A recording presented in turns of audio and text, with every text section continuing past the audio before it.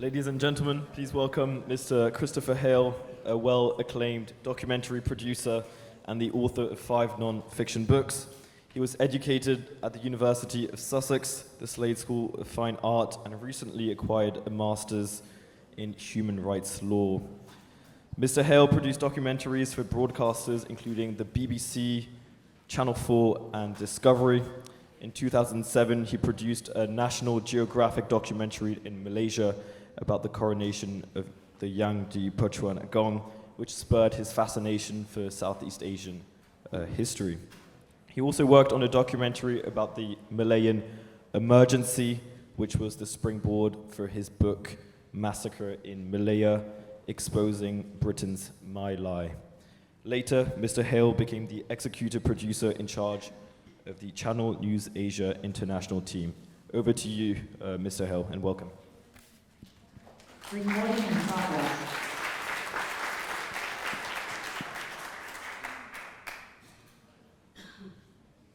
Good afternoon, everyone.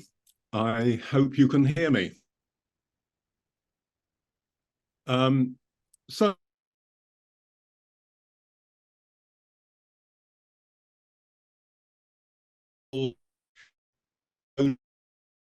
of London, and I was last in Singapore for the bicentennial and followed the footsteps of John Crawford around Fort Canning. I miss Southeast Asia very much, and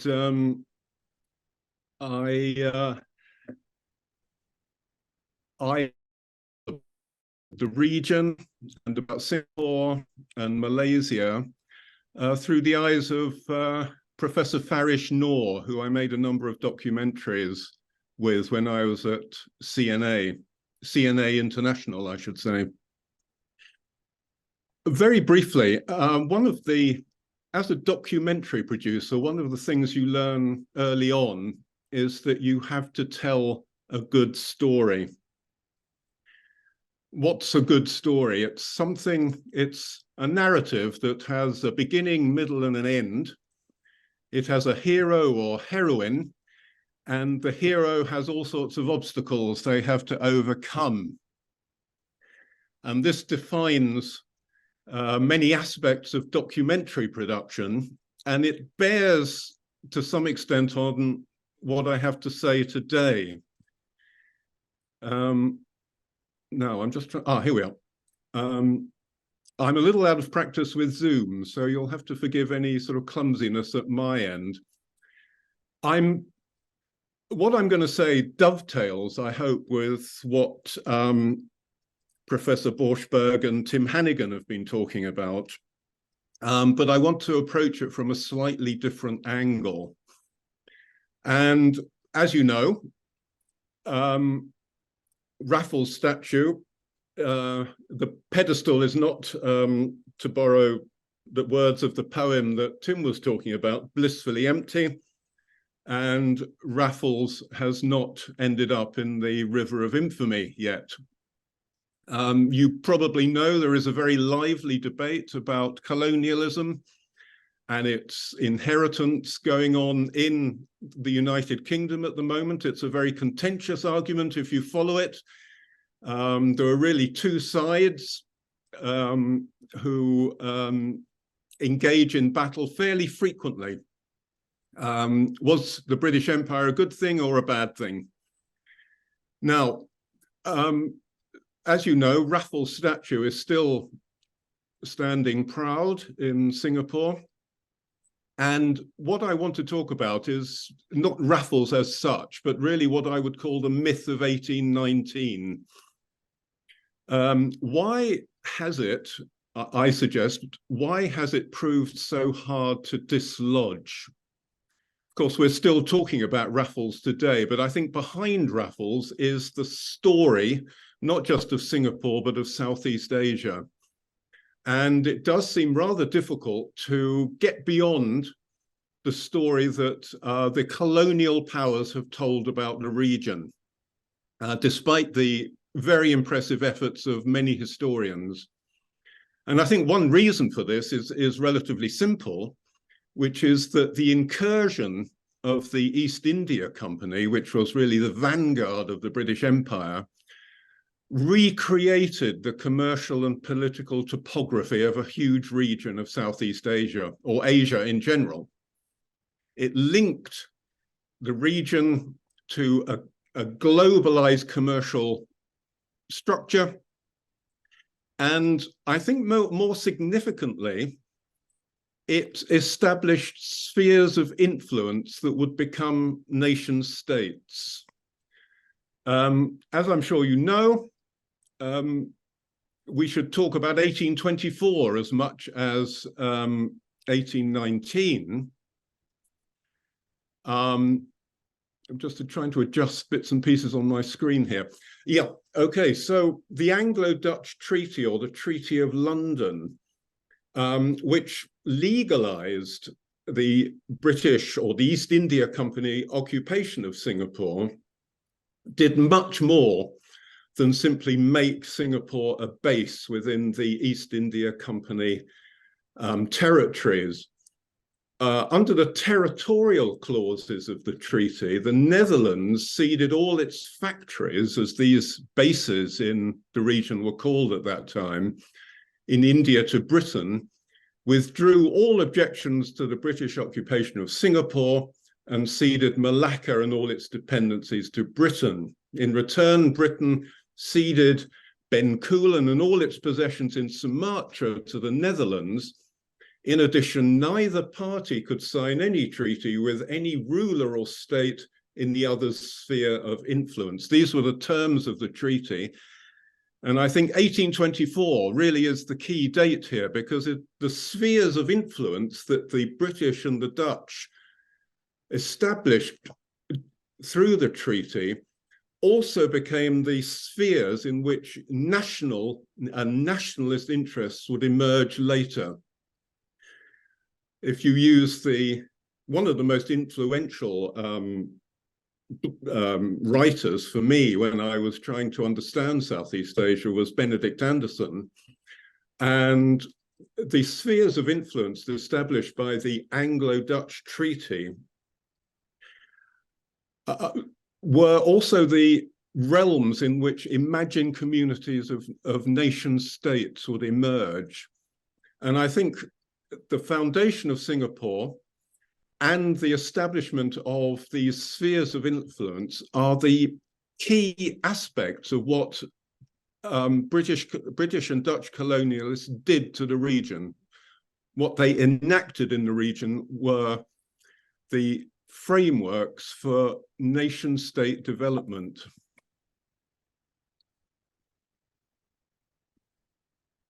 So one of the consequences of this very dramatic historical development is that what happened before 1819 or 1824 becomes almost irrelevant. And I'm sure you can find many examples of this from older histories of the region and textbooks. But just to take one example here on the screen is modern Singapore began in 1819. Nothing that occurred on the island prior to this date has particular relevance. It is of antiquarian interest only. Now, of course, this is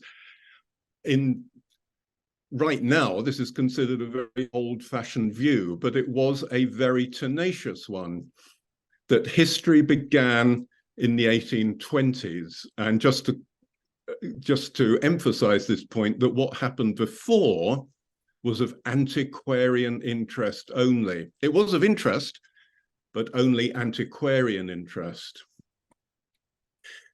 In fact, who owns the history of Southeast Asia, and what exactly that history is, and how long we can push it back into the past, is an old problem. So as long ago as 1959, historians were complaining that we cannot help but note that up to date, much of the history of Malaya has been written mainly by, I'm sorry, I'm just clearing my screen of, impediments here. Okay, so yes, 1959, we cannot help but note that up to date, much of the history of Malaya has been written mainly by Westerners, based almost entirely on English or Dutch sources.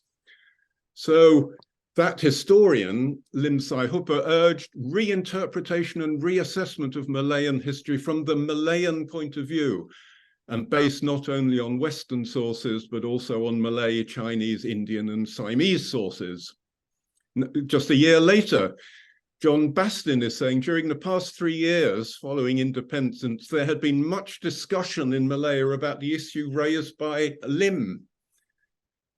And then 1979, Koo Kai Kim, most authoritative works on the region were still based primarily on British administrative records. So in other words, for a long time, historians of the region have been asking, where are the original sources and who is using them and what can we do with them? This is exactly the question that Professor Borschberg was asking today.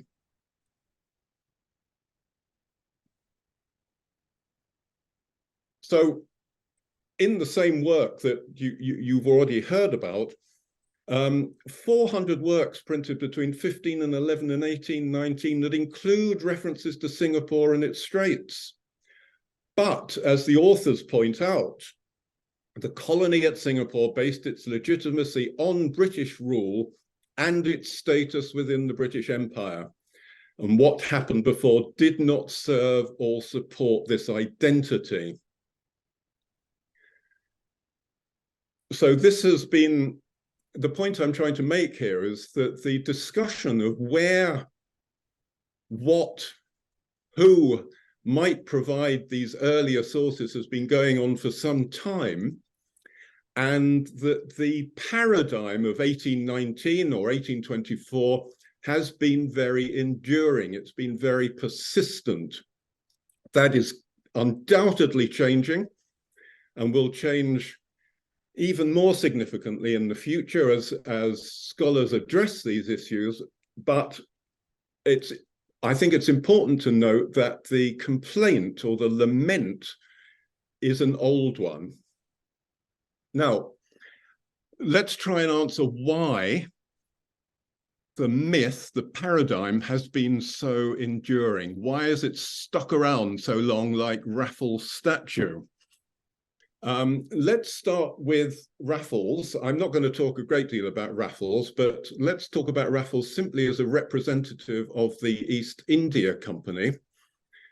When we talk about the British Empire, we're really talking about the territorial conquests of the East India Company, which described itself as the grandest society of merchants in the universe.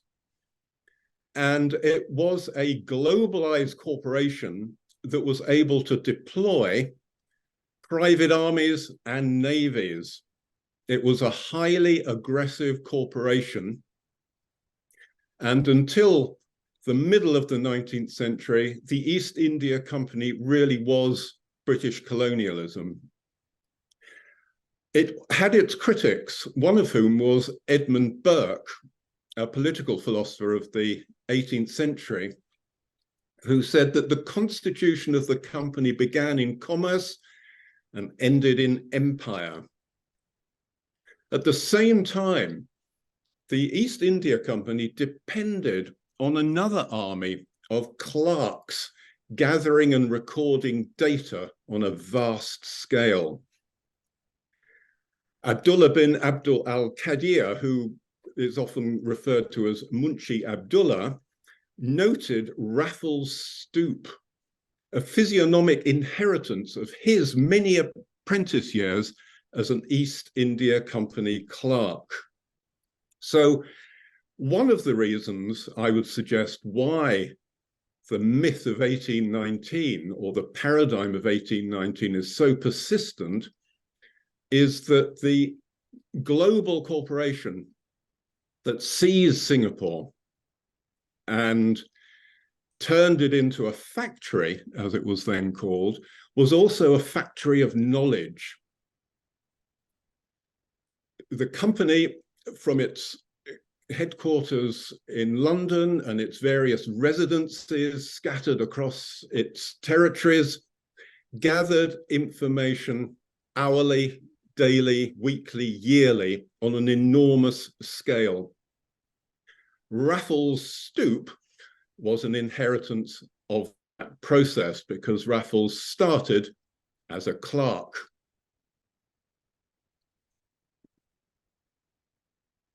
I was rather intrigued when I was researching this aspect of the company that Charles Lamb, who is very well known as a literary scholar, was an East India clerk and provided some rather vivid descriptions of what it was like to gather data for the company. He worked for the East India Company for 33 years. He was dependent on his income from the company, which unfortunately got in the way of his passion for literature. And he complained of the irksome confinement of office life. He called it captivity, daylight servitude, and even slavery. I grow ominously tired of official confinement, Lamb wrote. 30 years have I served the Philistines, and my neck is not subdued to the yoke. You don't know how wearisome it is to breathe the air of 4 pent walls without relief, day after day, all the golden hours of the day between 10 and 4, without ease or interposition. So, of course, Lamb was not a slave, and the British were busy transporting slaves when he was writing, but the servitude of these numerous clerks employed by the company produced this mountain of data which really overwhelm the story of Southeast Asia. It's rather as if we imagine this vast volume of paper enshrouding the history of Southeast Asia before the company got its claws in. This is not to say that the East India Company, men like Raffles and his associate John Crawford, were not interested in the history of the region before they arrived. In fact, they were very interested. It was important to them that Singapore and other regions of Southeast Asia that they conquered and occupied had histories. It added to their value. It's well known that John Crawford took a walk around what was then called the Forbidden Hill in Singapore, and he noted the ruins of a former settlement. It's worth reading the whole of his account. It's really fascinating. He dates it, and it's a very vivid description of what Fort Canning Park was like in the early 1820s. And as he says, I walked this morning round the walls and limits of the ancient town of Singapore. So the region had a history, but elsewhere in Crawford's work, he refers to this island of Singapore as one dreary forest without human habitation or apparently the marks of there having existed any. So there's an ambivalence there. On the one hand, you have the relics of some kind of settlement, perhaps a palace, but at the same time, Crawford's history introduces this idea that there was very little there. There was very little to think about, to talk about, to record.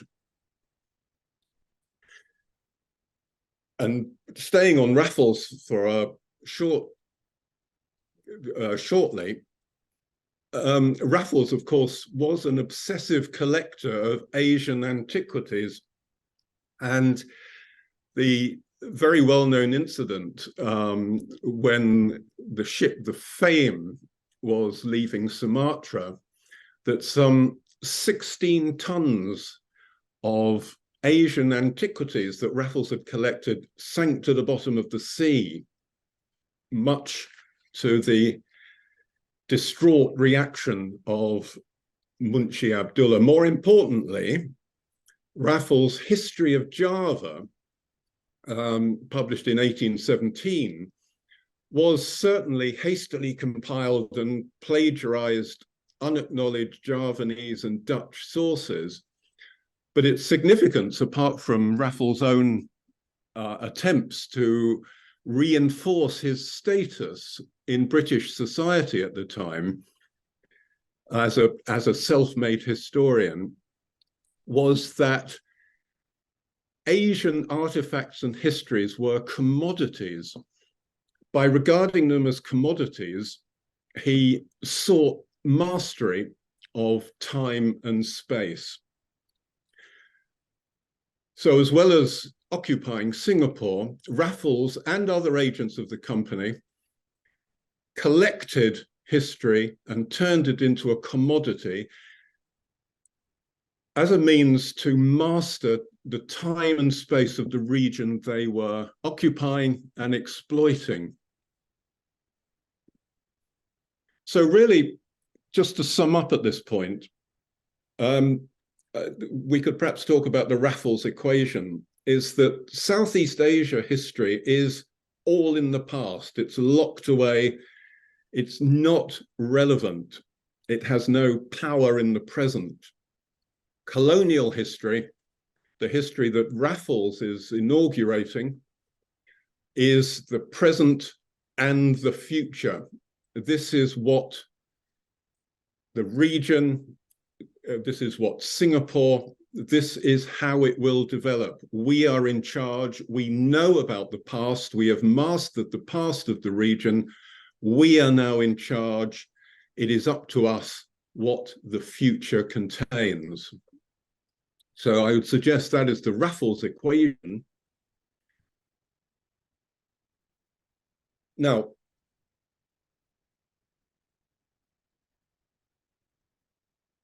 if we depart now from Raffles and the East India Company briefly, history itself, the work of historians, the work of history makers, becomes itself a model for empire. And during the Enlightenment, history becomes a rational, evidence-based quasi-science. It becomes a narrative of empire building and conquest. European historians, whether they wanted to or not, become apologists for colonialism. Because the West owns history making or appears to do so, it can tell an Asian and African history. Europeans possess the past. And so if we think of 1819, 1824 as a kind of pivot, the founding of Singapore, and I put that word in inverted commas, is framed by the work of two key history makers. First of all, Edward Gibbon, The History of the Decline and Fall of the Roman Empire, published in 6 volumes between 1776 and 1788, just as the East India Company was rising to a kind of zenith.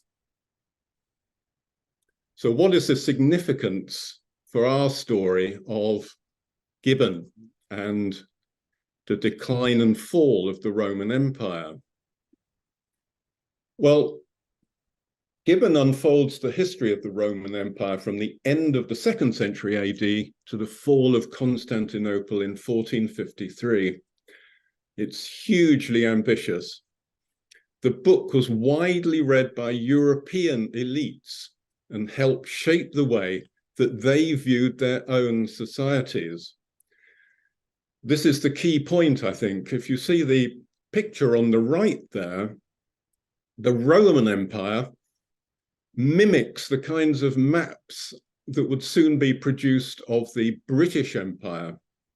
And we even have red lines there that demarcated the British territorial possessions in the maps and representations of empire that distinguished the imperial period in British history. But Gibbon's work served as a kind of cautionary tale, a warning for those European elites. It inspired a sense of cultural superiority and a desire to avoid the mistakes of the past. So we British, we Dutch, we French, we inherit the mantle of Roman imperialism, but we are not going to suffer that decline and fall that Edward Gibbon described in such astonishing detail. So looking to the other side of 1819, we have another historian, another monument of history making, which is Thomas Babington Macaulay. Now, what's rather fascinating about Macaulay, who is remembered now mainly as a historian, is that he served in India in the 1830s. And he explicitly conceived of English rulers in South Asia as Spartans confronting Helots. He was using the classical knowledge of the educated Englishman to describe the relationship between colonizers and the colonized.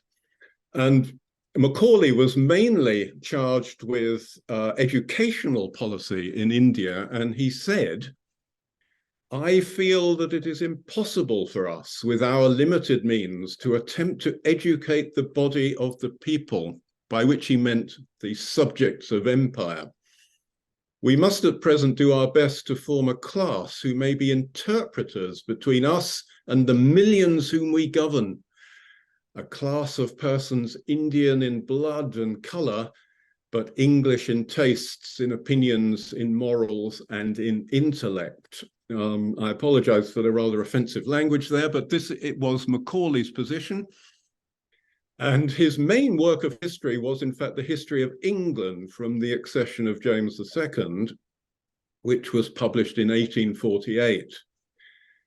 Now, both Gibbon and Macaulay, whose works bracket 1819, are really representatives of what came to be known as Whig history, or Whiggish history. So in brief, this constructed the past in terms of the present by explaining the political maturity of Victorian Britain under a reformed parliamentary system. History, and this of course is the history of Europeans, becomes a record of progress. England civilized itself and proposed to civilize the global territories it held sway over. Now, it's well known that another important figure in English intellectual life in the 19th century, Charles Darwin, conceived of animals evolving to higher forms. Historians are using the same language. The British, when they confronted the territories colonized and seized by the East India Company, the governors of those territories had evolved to a higher state as Victorians. They were destined to govern, and they bore an enormous responsibility to bring the lessons that they had learned as a civilization to the people of Asia or Africa, who were the subjects of empire. So these historians are bracketing the foundation, and again, big inverted commas, of Singapore, according to a Western template. So they emphasize narrative and story. The story, if we focus our thoughts here around Singapore particularly, it's a story with a beginning, middle, and end. It's a story that has a hero with feet of clay, as Dr. Hannigan has explained. A story that taught lessons about empire. Empires would rise, but hopefully not fall. The British and other Europeans, of course, thought the same, were natural rulers or founders. This is Whiggish historical evolution. And going back to what happened in 1824, the outcome of history was the nation state. So the nation state was implicit in the civilizing mission that Europeans brought to their colonial territories,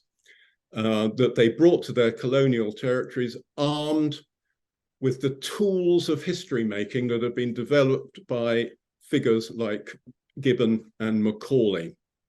In other words, as well as being colonizers, they were storytellers. Now,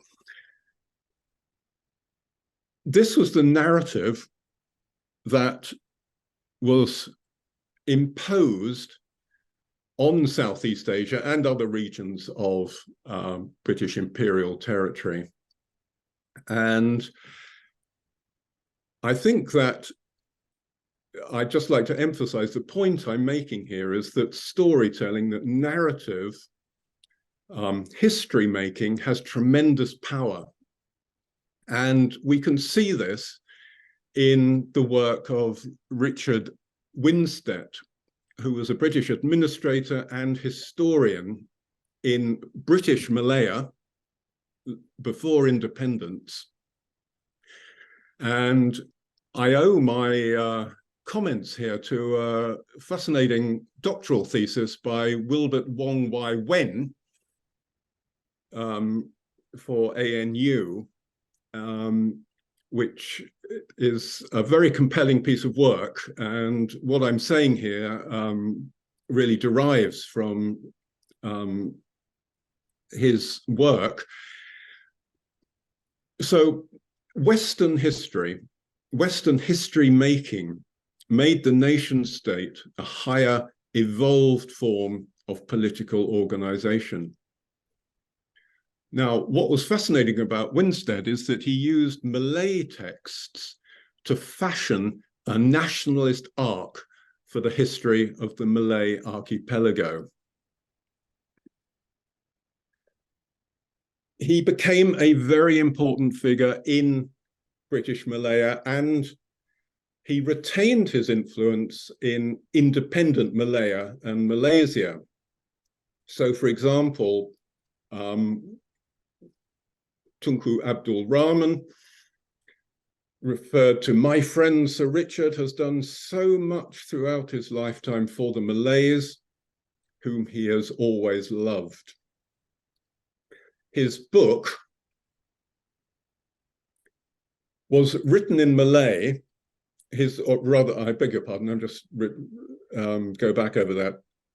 His first really important book, a book of Malay history, was written in Malay, while his 1923 book, English language book, Malaya, the Strait Settlements and the Federated, Non-Federated Malay States, was translated in serial form in Majalah Guru.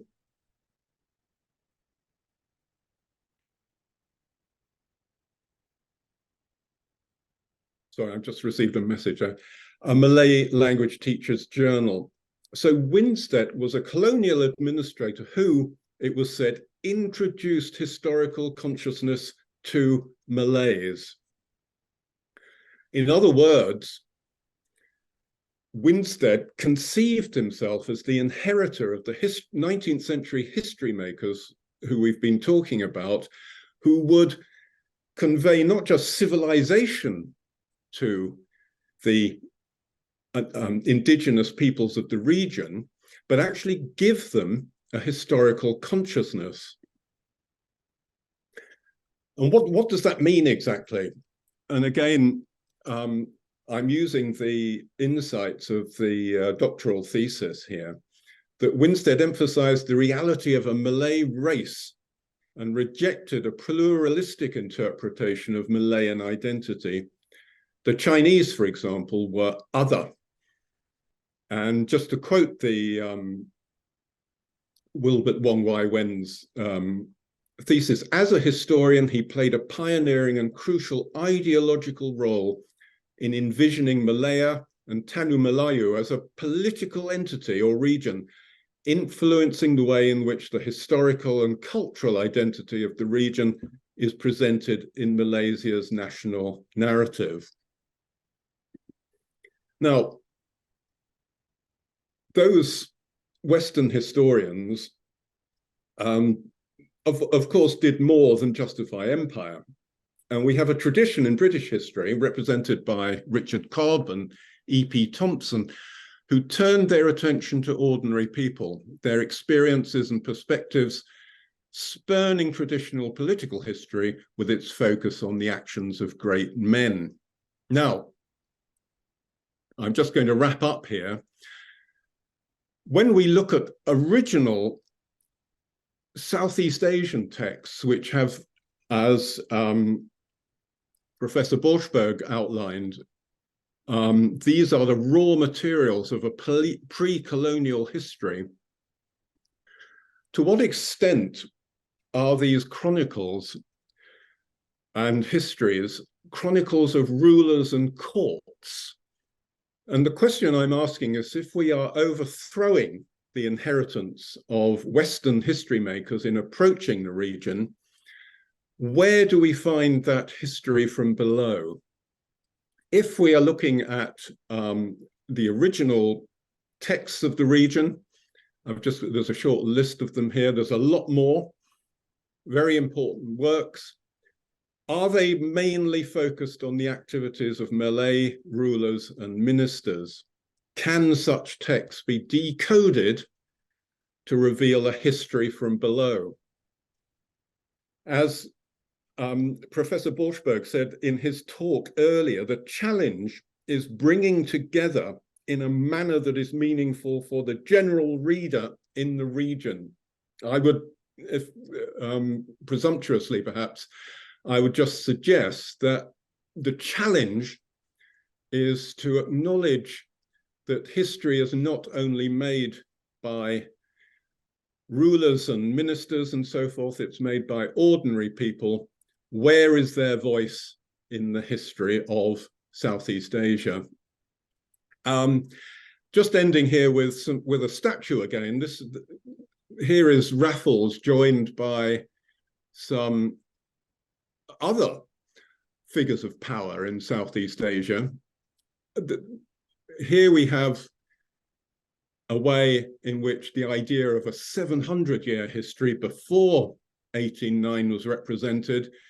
But when will those pedestals be filled with the ordinary people of the region and not only their rulers and courtiers? So I'll end my talk there, and I'm not sure if questions are being asked, but I hope that has indicated why the myth of 1819 may be so persistent, and I hope to indicate a different avenue of research which reconstitutes a truly original history of Southeast Asia.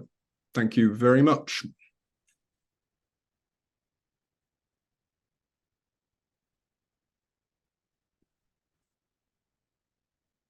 Thank you, Mr. Hale. We'll have time for one question.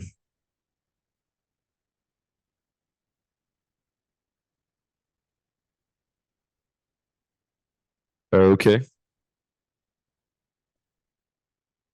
Well, I hope you could hear it. Can you hear me, Mr. Hale? I can hear you still, yes. Okay, great.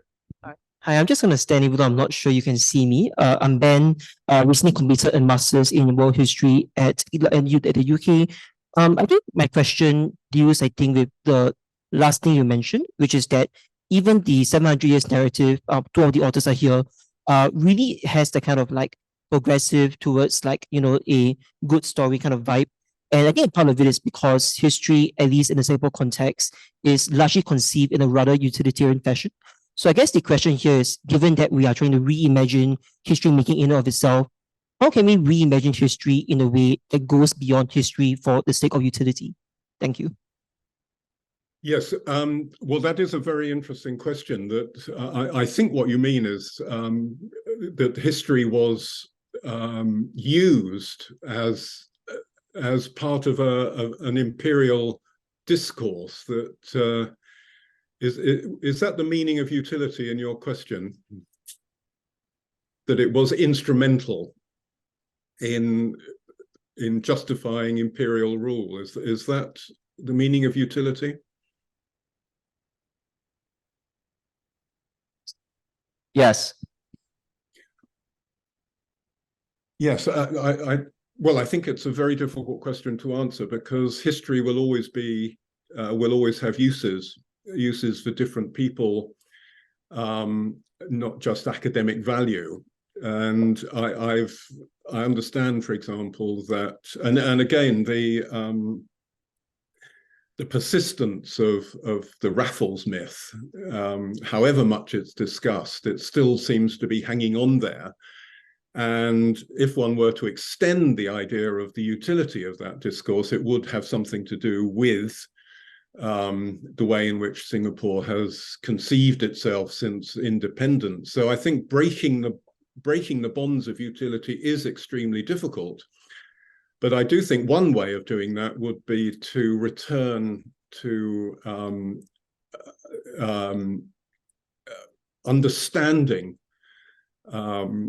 history from the point of view of people who are not normally represented by it, which is normally elites and ruling cadres of different sorts. And I think by doing that, in a way, it's another way of possessing the future as well as the present. But I think the question you ask would suggest a very long discussion. All right, thank you. That's all for questions. Thank you, Chris, for a lovely talk.